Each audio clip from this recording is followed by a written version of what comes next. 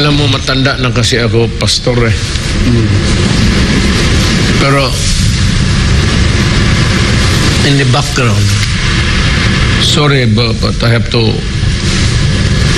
hindi ko kasi agad mabuga yung salita ko.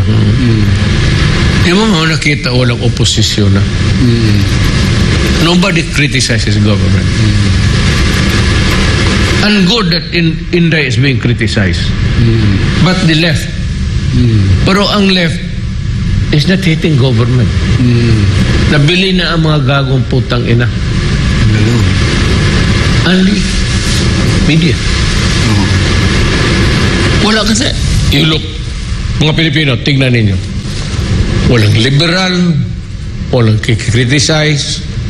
Good na si Inday na criticize. At least, merong mga taong nagkikriticize. Ang problema lang, itong nag-criticize sa kanya, yung mga tao na kalaban natin. At dapat naman, tama kayo. Kasi yung intelligence fund ni Inday is really geared towards the Filipino to kill you. Maswerte ka.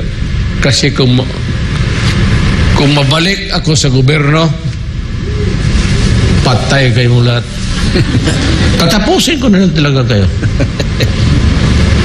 You know what? Kung ayaw ninyong mamatay ng sakit, hindi pagbabarilin ko na lang kayo.